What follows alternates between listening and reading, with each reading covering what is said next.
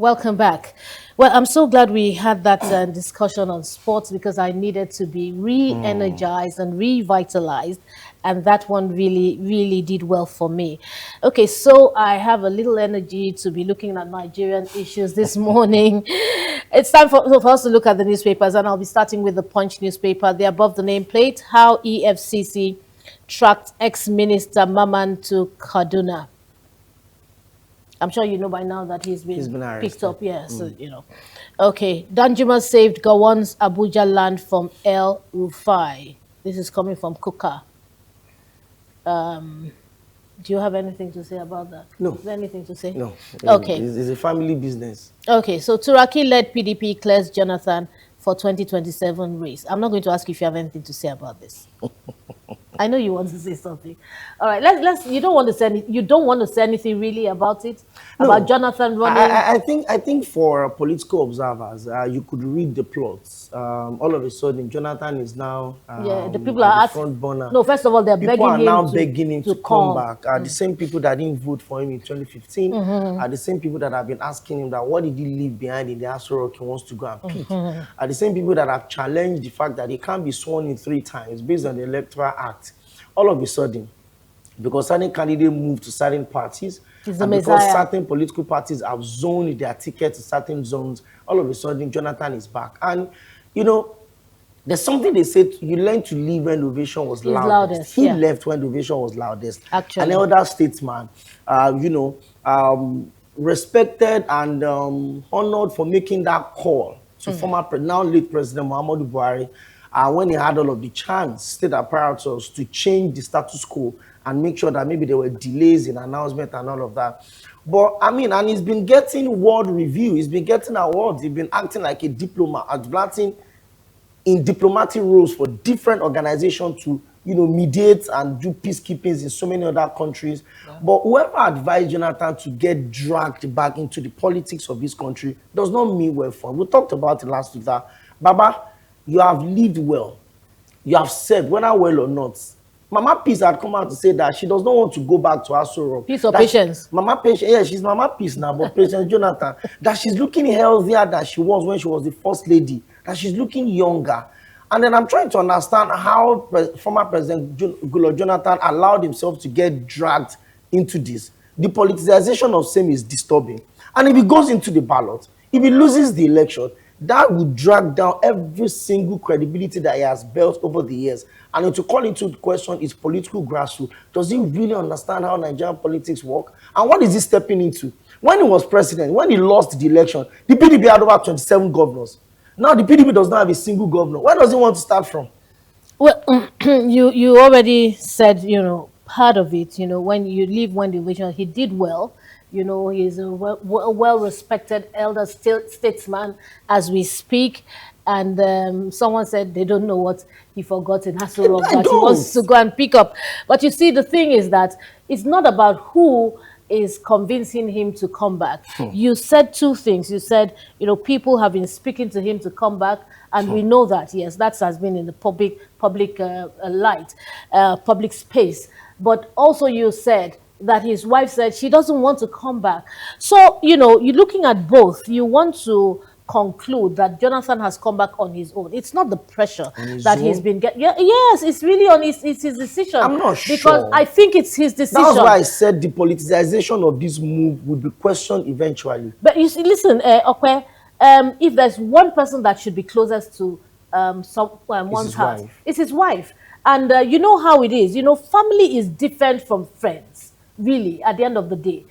This is his family. This is the woman he spent X number of years with. This is the woman that has his children. This is the woman that has gone through thick and thin with him and all of that. And, I think that the one person who he should be listening to, if he was going to listen to anybody, would be his wife. So I have concluded that the decision Jonathan has taken is Jonathan himself. Yes, people have said, they've tried to encourage him. Politicians have said, come, you are a messiah and all of that. But I mean, come on. Jonathan is not an 18 years, can vote and be voted for. He's not a 17-year-old man. This is a full-grown man who has, a sense of reasoning the will to reason freely, and he's taking the decision as far as he took the decision. If anything goes wrong, he shouldn't be blaming anybody. It is his decision to do it. Okay, if you ask me to put my hand in the fire, I may eventually put my hand in the fire, not because you asked me to, but because I have thought the process through. I've weighed the pros and the cons. Will it favor me if I put my hand in the fire? What am I going to get? Some people may say, it will favor them because, if they put their hand in the fire and their hand has a problem, people would pity them and give them money. Do you understand? So there's a thought process after your appeal. For people, I would recommend you read Against the Run of Play. It's a book by Segun Adeniyi. In fact, you want to enjoy, read the first one, Power, Politics, and Death. Then you read Against the Run of Play. 2 books I recommend for you. The second one talked about the role that Patient Jonathan played in the administration of her husband, Goodluck Jonathan. Then you understand why I said the politicization of this decision is beyond even Patient Jonathan herself. Do you understand? If you look at how Jonathan had gone since he lost that election in 2015, becoming the first sitting democratically elected president that was thrown out of office, and then losing that election, the aura around, I still question it though, because if you look at the voting strength of some of the states that have not been declared when he made that call, you know that he stood no chance. But let's give him that. I wanted you to finish that sentence. The aura around what? No, the aura that came around the fact that he made the call to Buhari to concede and congratulate him when he could have changed anything. He could have, set the country on fire and all of that. Yeah. He has enjoyed that status as an elder statesman, respected globally. He has spoken at the biggest of platforms in the last years that he's been out of government. So I'm trying to understand, if he took that decision, was it that he woke up one and he says, I can fix this country. The same country that some of the major problems we are fixing today. The Chibok girls. I thought you wanted to come up against me. That's why I gave you the chance. No, that's why I'm going to that. It is not Jonathan's decision. They said the hand of Esau and the voice of Jacob. Okay. There are people using him to change a political calculation. That's why I said he came out a few days after a certain candidate moved to a political party that Jonathan is affiliated with.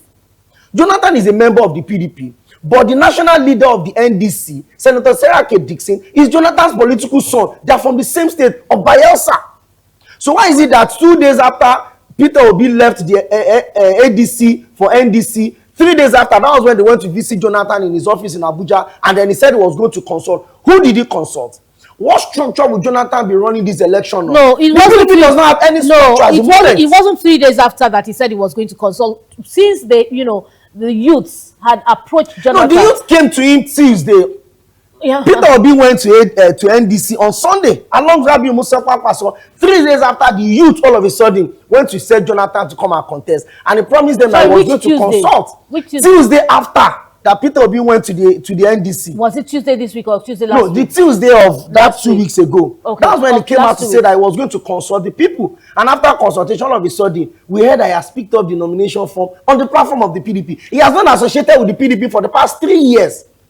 But do you really think that Jonathan wanted to be in any consultation?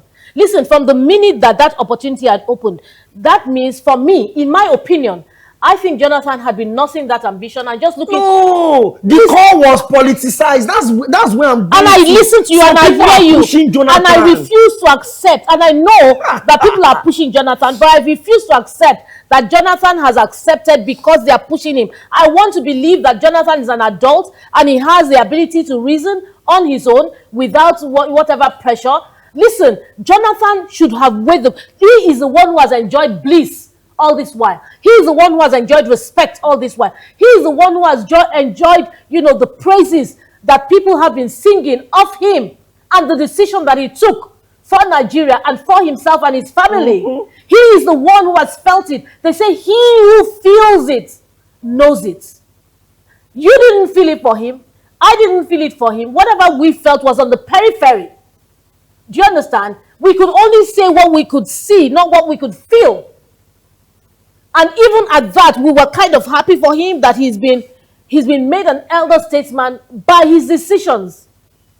So if he felt the bliss of all of that, the goodness of all of that, and he wants to, and what is it that they would come and tell him? What kind of political moves? Jonathan is not just starting to play politics. Jonathan understands politics, and especially politics in Nigeria. I think so if, call. I think the people, we have a call. Okay, let's see. Let's hear what people have to say. Hello, good morning. You need to turn down the volume of your television set. We can't hear you. No, we can't hear. We may have to cut the call. Okay. Aha. Better. Yeah, better. Good morning. Good morning. Yeah, it's about Jonathan. Yeah. I know they have their plan. What I'm suspecting is both ADC, both NDC, together with NDC and PDP, at the end of the day, they are going to have an alliance. That's why they invited Jonathan. This OB and Kwankwaso that you are seeing, they are going to, at the end of the day, by the time they get to the time, they will form an alliance. That's why they want to use Jonathan because of the influence of Jonathan in this country. But I want to see how Jonathan is going to make it. Is there a place where somebody can spend 9 years as a president? That is where he's supposed to move. He has a very good credibility in this country.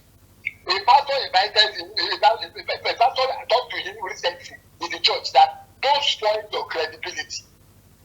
He was with one of the elder statesmen. I don't know, he's a very good man, he has a very good name in the country. But how is he going to spend 9 years? Not to talk of, because he has spent 6 years. So by the time he's now spent 4 years, 4 plus 6, he will want to get 10 years. Is it possible for him? He is to make use of himself. He is to think of all these things before spoiling his name. Have a good day. Thank you so much. That contribution was a contribution at the nick of time, and okay, that's what I'm saying. That's exactly what the caller just said. Listen, he needs to think. When you're in something, you should think the process through. When they come to meet you, think about all the things that you have gained not being president, all the stress that has been relieved from you. And then you have to weigh the pros and the cons yourself at the end of the day. And I agree with you 100%, okay, that there's pressure from outside. There's pressure from politicians. I agree on that. But I'm saying that the sole decision to accept was Jonathan's. It's not, that must be his sole decision. That's my stand. We have a caller and I'm trying to accept that call. Hello, good morning and welcome to the Breakfast Express Show. Good morning, madam. Good morning. What's your name and where are you calling from? I think I know this voice. Okay, the question now, my name is Dr. Joseph. My question is, have Jonathan actually told anybody he's interested in contesting? Okay, you want to? Yeah, he has picked up nomination. He has picked up. He has registered. He's been screened. The Turaki-led faction of the PDP had screened him, and he's been cleared. Yeah. So let me quickly comment to what the last caller said. The first caller. Are you done? Are you done, Dr. Joseph? He's gone off. Okay. Ask the question. Okay. The question, the conversation is this: there was a conference that was held in Ibadan last month. All the opposition party in Ibadan, and they came out with a statement immediately after the conference that they would work together to produce a single united candidate going into the election. As at that time, Rabi Musa Kwankwaso and Peter Obi were still in the ADC. Seyi Makinde was still in the PDP. So these were leaders of every political party coming together. So if Jonathan comes up to the scene, could we have a Jonathan Rabi Musa Kwankwaso 1 term 4 years, 2027 to 2031 presidency? Is that the card they want to sell? So all of the major political parties have zoned their presidential ticket now to the south. Jonathan is from the south. He's from the south. The APC is doing the same thing. The NDC is doing the same thing. Every other political party except the ADC that have not come out to say that we are zoning. If you look at the two front runners now in the ADC, the people that have collected their forms, 2 of those 3 are northerners. So if Jonathan says he's coming out, even if you have not come out to yourself, you are coming out, you shall sign the form, you went for screening. It's not that they pushed you. You went. So let's admit that he started to put himself out. Could it be a card? I like your words. He decided to put himself out. Correct. Could it be that towards the end of the whole process, all the political parties will now form an alliance and say, Even though we cannot decamp to this party anymore because of the Electoral Act, but we as a structure, we are supporting this candidate. NDC, we are supporting Jonathan. PDP, we are supporting Jonathan. But my fear for the PDP ticket is this. There's a Nyesom Wike somewhere that holds the ace on the PDP. It is not his faction, because his faction screened a different presidential candidate. They screened one professor from Benue. Exactly. He was the only one that picked up the form. So the faction of Wike screened another candidate. The faction of Turaki screened another candidate. There are going to be legal complications to that. Exactly why I said that Jonathan needs on his own. Should never have involved himself in this whole drama. At the end of the day, you and I are saying exactly the same thing, because you said your words were that he brought himself. So that's what I said now. Yeah, so, if you take me to the stream, you cannot force me to drink water. So now you have come back to what I'm saying. If they gave him those offer, he could have rejected and said, exactly, that's what I'm saying. I'm enjoying my elder statesman status. Let me enjoy the aura, the goodwill I'm enjoying globally. I don't want to get involved in Nigerian politics anymore. So for him to have accepted and say, let me get into the politics, I don't know where that is coming from. And he knew what you just said, which is what I was thinking in me, that why would, first of all, beyond the national politics, the internal politics, Jonathan knew that there were issues with Wike in the politics. Exactly. And Wike would rubbish Jonathan any day and anytime. Why does Jonathan want to go and put himself in that kind of mess? One. Two, we have the issue of the factions. Let's even put the factions aside. The length of time. Yes. That is a big issue. It can be made a national one. Now, is it constitutional? What does the Constitution say? Did Jonathan go to the Constitution? As a former president, the one thing that should be guiding Jonathan is the Constitution. Nobody needs to tell him, I don't do this, or because this will happen. Have you gone to the Constitution to see what the Constitution says? Is it in your favor? Or have you come out this time to rubbish the good name that you had made? I said it at the start, that the politicization of this Jonathan's move is beyond 2027 election. Is even beyond the control of Jonathan himself. And maybe at the end of the day, maybe when we get into the election proper, you will quote this statement and said, oh, Okpe said this. I can tell you categorically that Jonathan did not sleep one day and woke up and say, I want to be president. No. It is not those youths that carry placard to his office that made him to make that decision. Those youths were sponsored by some people. I agree. The timing of that call is what I'm putting into question. Jonathan did not make that call when ADC was the leading. So I agree with you. I agree 100% with you. But I'm saying, you were saying that. Hello? Hello. Good morning. Welcome to the Breakfast Express show. Yes, good morning. What's your name and where are you calling from? My name is Sunday Williams. I'm calling from Okoba. Okoba. Yeah, go ahead and make your contribution. You see about this Jonathan coming out. What I have to say on it is that it's a politics. One, if Jonathan is coming out, they are using as a politics to support, to real my own view, to support Pankwanso and Obi. If it is not so, either Wike is there. Without Patience Jonathan, there is no Wike. There's no Wike. There's no Jonathan. There's no Wike. Without Patience, okay, yes. Politically, okay. Yes, there's no Wike because Patience Jonathan brought Wike out. Yeah. So if Patience Jonathan, if Jonathan is coming out, it's a politics because if you can see Wike, we don't know the side it is. Whether it's in APC or other PDP, we don't know. But we know how to scatter things. But it's not know how to win. But what I will tell you, Jonathan is coming in his own view that there are some people to come out to say, we want you back. If Jonathan on his own, there are people behind this thing. But you won't know. But if Jonathan is coming on his own, I don't think, maybe he left the placenta on the asset that is going there to collect. Because I did not see anything that is coming there to pick. What are you coming for? To have, see, in everywhere, in global world now, they respect you. They respect you. They are giving you the respect. What are you coming back for? If you want to support everybody, go ahead and support it. Not you coming back. Don't come out. Don't come out. People said you will not come back. Come out. They will swear you in the third time. What are you still coming back for? At the end of the day, it's going to get out of the place. That's what I see. That is my own Thank you so much. Thank you so much, Mr. Sunday. And he's made very valid points. And he's reiterating what you said and what I agree with. That this is the hand of Esau and the voice of Jacob. Yes, we agree. I'm totally in agreement with you. But my conclusion, which you didn't agree with me originally, is the fact that the decision is finally is his. Mm-hmm.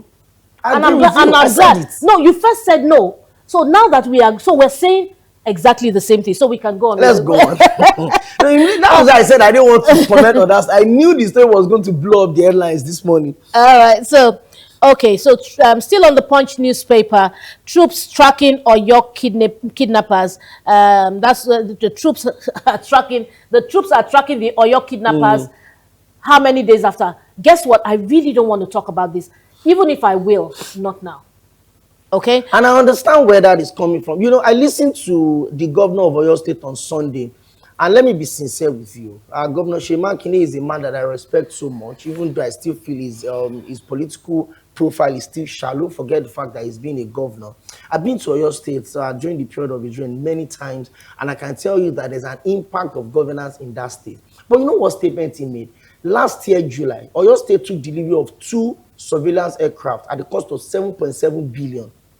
The surveillance aircraft was purchased because they had intelligence that in the Oyo Game Reserve, people and bandits are gathering. I think we have a call. We have a call. Hello. Hello, good morning. Welcome to the show. I'm fine, thank you. What's your name? Where are you calling from? Okay, I'm calling from Abia State. Abia State. What's your name, sir? My name is Mr. Bona. Mr. Bona. Okay, go ahead and make your contribution very quickly. In a snappy talk, these issues are politics. Anybody pushing Jonathan to come in, they're just playing the gamble. It's like ostrich hiding his ugly head. So what they're trying to do is because the Jonathan had to destroy the Southern vote, because they believe that will be maybe is that stronghold. So they want to see what they can do to split it or destroy it. If Nigerians solely want Jonathan to come in, APC should have won Jonathan back. Say we want to come and have it for us. But let him remain where he is and respect himself and maintain the little legacy that is left. He has been rubbish a lot. So the one that is left for him now, he should just relax and put it in order for now. Instead of him to be dabbling into things that cannot have faith. He was the first president having issues, so he should know what it is to just come in. Not people from the color will tell you, with ex-president, that PDP, the faction of PDP, I decide parasite, so let him just relax and understand that what is expected of him. That is, look at General Gowon. He's an advisor. We don't do so much. So you should be very careful of people coming to side notes trying to defeat him. Thank you. Thank you so much. Well, I think the ship has far sailed, beyond that, because he's gone ahead. Except right now, he will listen to the voice of reason and step down. Okay, let's go to the banner headline of the Punch newspapers. APC primaries, governorship aspirants shun consensus deal in 10 states. And we have 3 riders for that story. The first one, over 30 governor aspirants set for primaries in 10 states. Plateau aspirant denies stepping down for Muftwang. Obeverori, Yusuf Mba, 8 other governors emerge as consensus candidates. I will never get that name. Has always been for me like a tongue twister. Well, Abdul Razak named Seriki as successor, and Danladi steps down as 12 others brace for primaries. Federal government misses first quarter tax target by 2.2 trillion. When we read all these figures, I care less right now, because we just read the figures anyway. We don't see the effect, we don't feel the impact, we don't get anything. So they're just figures, that's what they are. So we're reading the figures as reported in the newspapers. Yes. Oti Abure trace crumbles amid Labour Party crisis. Aspirants fault APC senatorial primaries in Ekiti and others. 40 Southwest local governments under terror threat. This is coming from Gani Adams. And finally, Dangote unveils plan for multi-billion-dollar Olokola seaport. Is it Oloko? Olokola. Olokola seaport. Well, you see, I think I would like to discuss this one because it makes more sense. This is a man who has not been, distracted by the noise in the marketplace. You know how noisy the marketplace could be. When you go to the market, you want to buy something. There's so much noise that the tendency, yes, to be distracted is there. But, if you can just keep your eyes on the goal, focus on what you want to buy. If you're going to do a little haggling, haggle, that's allowed, but don't get drowned with the noise in the market. And for Dangote, he was my man of the year 2025. He probably may just remain in the same position in my heart, and in my head, in my mind, because this is a man who's focused on the goal, focusing on making his money and growing his business and helping Nigerians, employing, being a great employer of labor, and setting the pace. He is blazing the trail. These are the things that this man is doing, and he is giving to the economy of Nigeria. This is a man of substance, a man of value. He is not, the likes of Jonathan should be relating more with people like this. Rather than looking for his eyeglasses in Abuja. I don't know what he's looking for in Nassau. Maybe he left the placenta. I don't know what someone actually said. Maybe he left his placenta in Abuja. We don't know what Jonathan is up to, but let's see how it goes. Like I said, in Nigeria, anything can happen. Don't say it can never happen. Never say never. Never say never. In Nigeria, anything can happen, honestly. And so I was telling someone that when I'm driving on Third Mainland Bridge, I am so conscious that some car may fly out of the water onto the street. I'm that conscious when I'm driving because anything in Nigeria, anything can happen. Let's look at the newspaper you can trust, which is the Daily Trust. How EFCC arrested convicted ex-minister Mamman in Kaduna. Why I wrote my autobiography, that is coming from Yakubu Gowon. And of course, El Rufai tapped NSA's phone. Persecutor tells courts. With the banner headline, people told Tinubu I plan to kill him. That is coming from VP Shetima. Well, interesting one there. And 2027, PDP faction clears Jonathan for presidential race. That is the key word there. PDP faction clears Jonathan for presidential race. APC primaries, more aspirants reject results, take complaints to Abuja. As I would never forgive school teachers for allegedly raping my daughters. And that is coming from a concerned parent. And on that Daily Trust, son allegedly stabs father to death. And you can get those stories on page 26 and page 16 of Daily Trust. Let's check the other newspapers that we have. Okay, I'd like to look at the Daily Independent. And they're above the nameplate of the Daily Independent, 175 ISIS fighters, commanders killed in Nigeria, U.S. operations, and that's coming from the DHQ. Says terrorists have no operational base in the southwest. Gowon's life rebukes divisive narratives and stereotypes in Nigeria. And that's coming from Tinubu. So what have you learned from General Yakubu Gowon? That's the question I'd like to ask our C&C.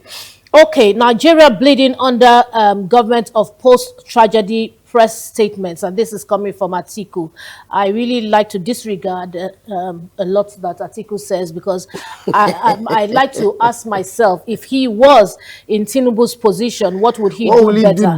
What would he do differently? So I just think it is same of the same. Okay, EFCC arrests fleeing convicted ex-power minister Mamman. Well, that's no longer news. Pantami withdraws from APC gubernatorial race in Gombe. Cities cites violation of Electoral Act. Minister hails tax on board office as key reform under Tinubu administration. And the banner headline, well, no, it's not the banner headline. The banner headline, rising food prices spark call for ag tech logistics investment. PDP grants Jonathan waivers, screens 12 gubernatorial aspirants. And the rider is to screen 2,122 assembly, 748 reps, 198 senatorial, 112 gubernatorial aspirants. And that's coming from the PDP. But you see, we need to be specific. You see, as journalists, when you're making a report, put the faction thing. You know, when you say PDP, you know, the tendency to forget that PDP is not one. It's factional. Yes, it's not one. So when you say PDP, you know, a faction of PDP, if I was to make that report. Okay, so, you know, I'm looking at, what's his name now? Interim, no, Abdul Razak. No. That's Abdul Salam. Abdul Salam. Yes, I'm looking, I'm looking at Abdul Salam, and, you know, I'm kind of admiring him on behalf of Jonathan, who has decided to lose, you know, that freedom and that peace to come back to politics. Look at this man aging very gracefully, just taking his time, you know, enjoying his life and not coming back into all this mess that Nigeria has to offer. All right, finally, from the Daily Independent, he says, they told Tinubu, I plan to kill him, and that's coming from Shettima. All right, well, 4 years down, almost 4 years down the line, he's not been killed by Shettima, so perhaps they were wrong. Okay, let's move to the next newspaper, and that's the Vanguard, right? Yeah, the Vanguard is also focusing on a couple of those stories.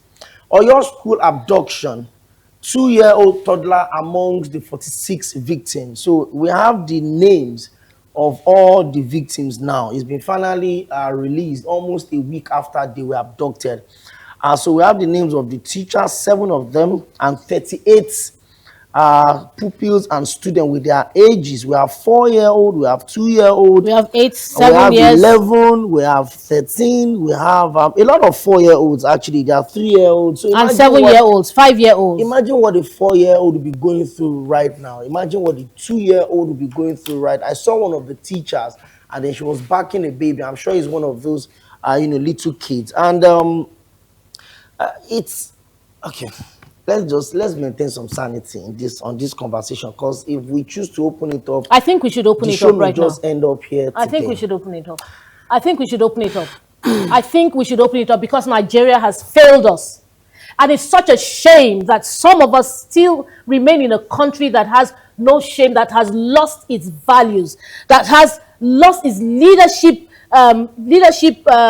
vision and objectives. You know, the son of the president goes around with a lot of security. Now, what makes him different from you and I? What makes him different from the 2-year-old child who is being back? What makes him different from the 7, 8-year, 5-year-old children and the 4-year-old children, the 13, 17-year-old children? What makes him different from them? What makes the labor pain that the parents of these children went through, what makes it different from the labor pain that the president's child went through? I mean, when we birth a child, we go through labor. But technology has offered us an alternative of cesarean section. So some people go through cesarean section because they choose to, or because it is necessary for them. But any which way, anyway, we're saying that it is painful. And it is not a day of pain. It is a period of pain. Let's put that on the one hand. We have the carrying of the pregnancy of the baby for 9 months. Some of them exceed 9 months sometimes when there are complications. I've seen 13-month-old pregnancies. And not one day out of the 13 months is a day of pleasure. I ask my leaders to be accountable to me. I take full responsibility for what I say this day. I need my leaders to be responsible to me. I have decided to remain in this country because it is a country I believe in so strongly. But right now, I don't know what's going on in Nigeria. I don't know why we don't care. I don't know why some children are more special than others, even in their adulthood. We have helpless children. They can't help themselves. They don't even know how to defecate the right way. They don't know when not to cry because bandits surround them. They don't know when not to reach out for their parents. And you put their parents in disarray and the entire country in darkness. And we say we have a leader.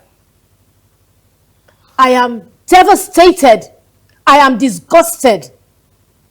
And I stand responsible for everything, every word I speak this day. Because Nigeria has failed me, has failed a lot of people, has failed my children, my grandchildren, and generations to come this day. And the best I can do is hope against hope that Nigeria will be better and greater. Well, thank you. And I totally agree with everything you've said. So if you go through the names of those 34, victims, there are families that have 3 kids in there, 4-year-old, 7-year-old, and another 9-year-old. So if you look at that sequence, so you're wondering, the families of those 3 children, what would their parents wake up to this morning? Would the parents be interested in the primaries of the governors that want to run for a political party that is ruling the country at the moment? So if APC has any iota of dignity in them, if the APC has any iota of respect for the people they are struggling to govern, if the APC has any aura of humanity around them, they should have suspended the entire primaries at the moment. There are sections of the constitutions that make provision for exigencies and emergencies. INEC could adjust. INEC could extend the deadline. INEC could extend the deadline of that. And at the end of the day, APC is going on with their primaries as though nothing happened. Or your state, the state where this unfortunate abduction has happened, will go on with the primaries for the governorship and the House of Assemblies today. That shows the level of disconnect between the government and the governed. That shows that the governments that we have in power, whether the ruling party or the opposition, lack any level of sympathy, empathy, and humanity in them. And that's the fact. I don't care what you think about what I'm saying this morning.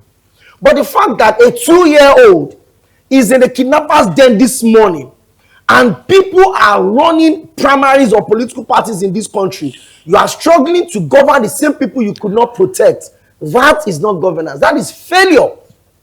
And so when you wake up every day and then you wear fine clothes and then you are dealing and discussing with people, the Orire community where those kids were abducted, they will host primaries there this morning. APC will hold primaries there this morning.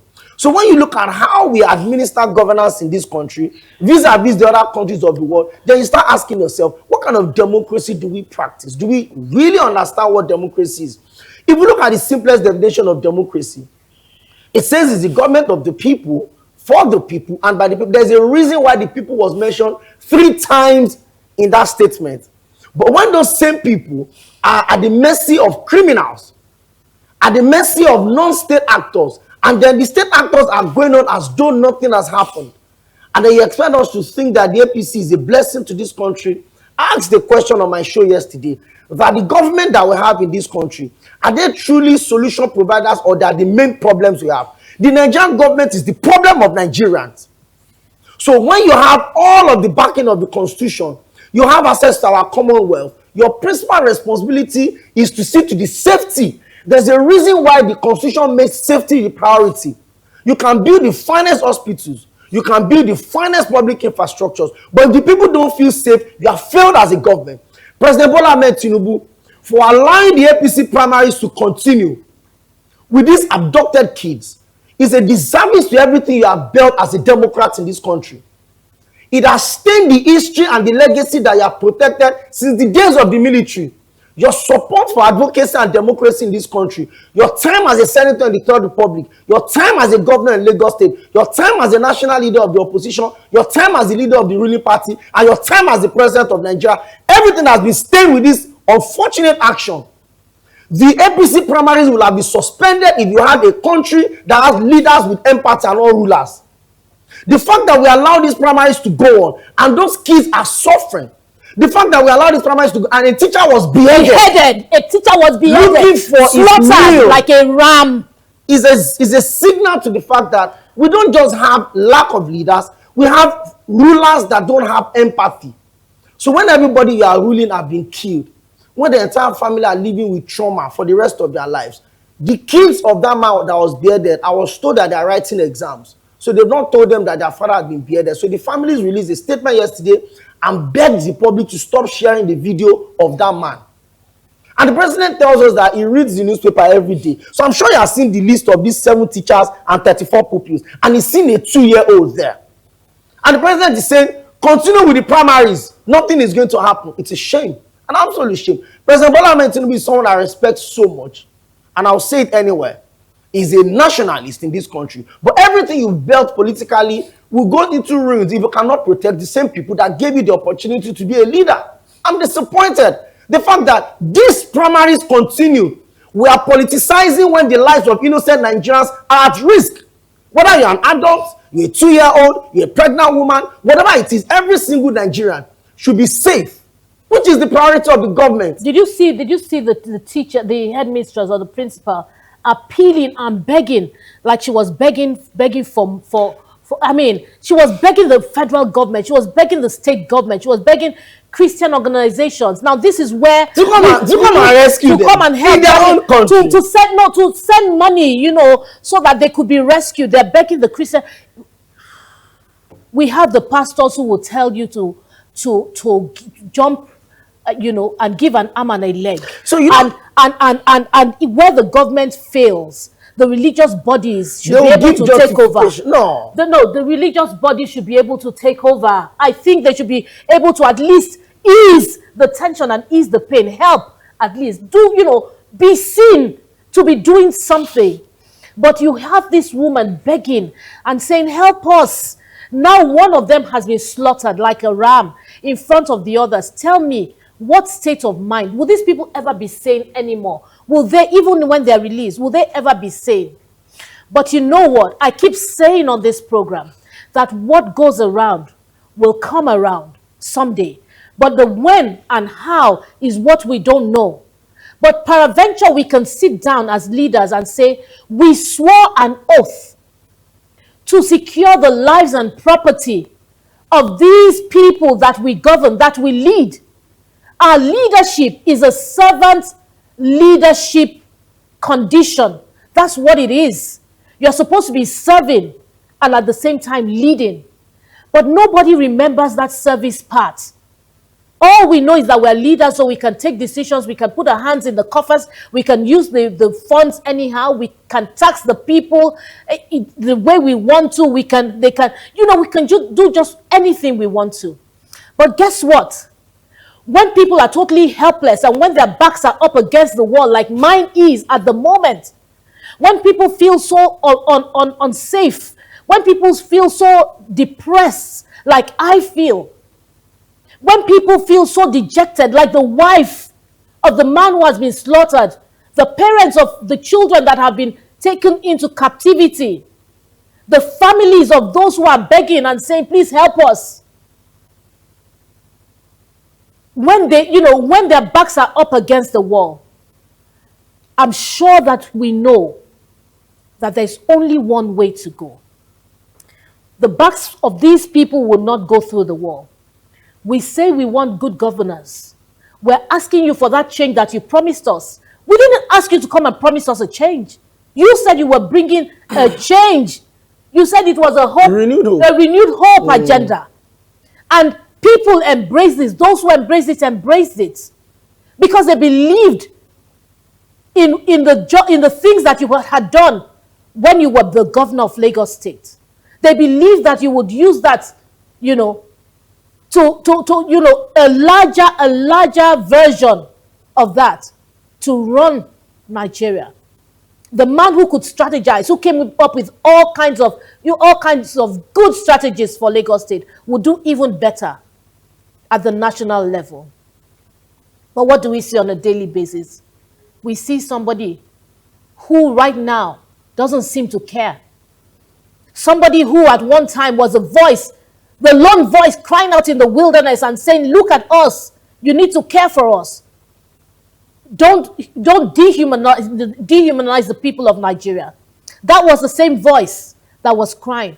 But now that same voice is in the position of leadership. And the voice has faded. The voice has changed. Yeah, now he has table manners. Yes. They don't speak when they're on the table. They can speak when they're outside of the table. So right now they're on the table. They can't speak. When you're eating, you don't talk. And when you're on the table planning, you're strategizing for the political era that is about to come. You don't speak. You don't care about the people. You don't care about the people, right?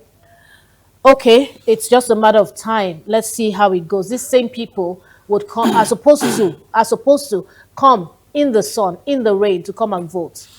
Well, 2-year-old toddler among the 46 victims. Communities list names and ages of the victims. 25 pupils, teachers still missing in Oyo. Police IGP deploys additional detectives. We're deploying resources to secure return of victims. That's coming from the defense headquarters.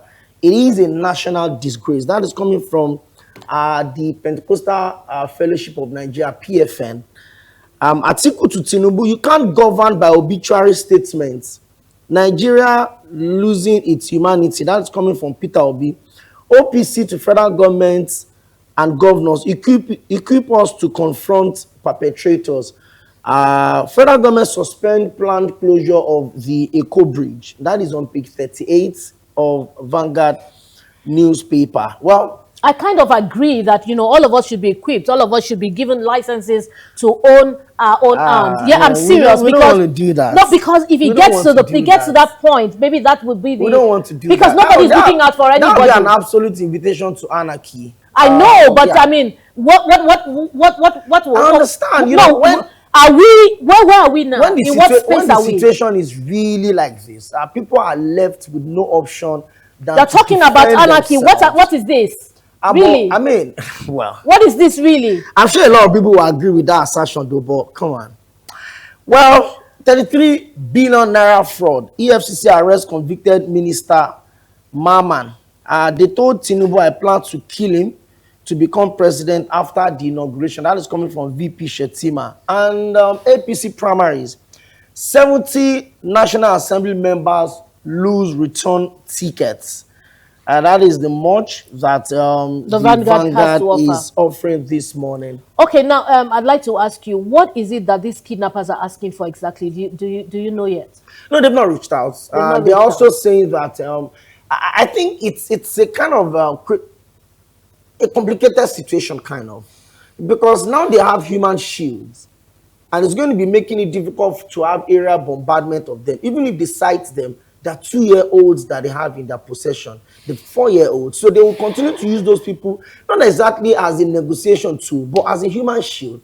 But the question I'm asking is this. Are there intelligence to show that the Oyo Game Reserve has overnight become a beehive of criminals?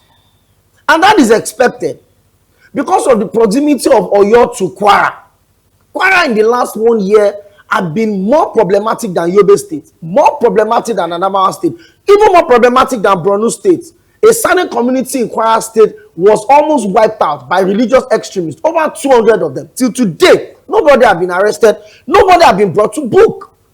People were having life service in Kwara State, and criminals invaded the church, shot and killed people, and abducted many people. So if you look at the proximity of Kwara State to Oyo State, the government of Oyo State should have been proactive enough to say, listen, these guys, they are under fire in Kwara State. They'll be looking for ways to escape into. And then they got into the game reserve in Oyo. And the game reserve is so big that it shares border with Benin Republic. It shares border with Kogi. It shares border with Oyo. It shares border with Osun. It shares border with Ogun. It shares border with Ekiti. It's so large. It is so large. And then we left it over time, and then we allowed this criminal, because the truth is this, they're still within the reserve. Those kids are still within the reserve, and they've been abducted since last week Thursday. Today is Wednesday. It's almost a week. It's almost a week for a 2-year-old, for a 7-year-old, for an adult. Nobody, irrespective of your age, should be found in that situation. And then I watched the video of that woman. You could see that she was tired already, begging the people to come to their rescue. The same people that came out and said, don't pity us, we begged to be president, are now being begged to come and protect them. You know, we have a situation where our kind of democracy is unusual. Unusual in the sense that the people that are supposed to rule us or lead us are the ones that are, we are the ones that we are now at their mercies. The people that are called civil servants that we are paying their salaries are telling us how to live. So they will tell you that if you are traveling to Lagos, so call your family members at every state you get to. So I'm traveling, for instance, to Sokoto, and I'm traveling by road, and I got to a place, there's no network, or my phone died, and then my family are trying to reach me, they cannot reach me, and there's chaos in a country governed by law and constitution. And yet they want to use our money, our taxpayers' money, to build the Badagry Sokoto road. How many people really would ply that road with confidence? The people just want to feel safe. That's what Nigerians are asking. We're not asking for too much. We're not asking for so much. We're just asking to be safe. If these were other countries, go and ask, what happened in Kenya?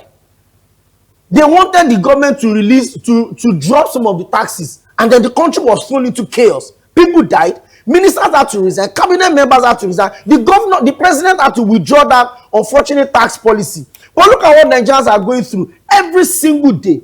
A Nigerian is killed. And nothing is happening. And nothing is happening. And we have a commander-in-chief. And your party is going on with a scheduled primaries. I don't understand. What them exactly are you planning to govern? It's a shame. In Nigeria, you know, while I was growing up, we had a house who used to sing one song. It says, oh my home, when shall I see my home? Sola so famire, when shall I see my native land? I shall never forget my home. I don't know. I don't think this is the Nigeria I used to know. I want that home that I used to know. I want that native land that I used to know.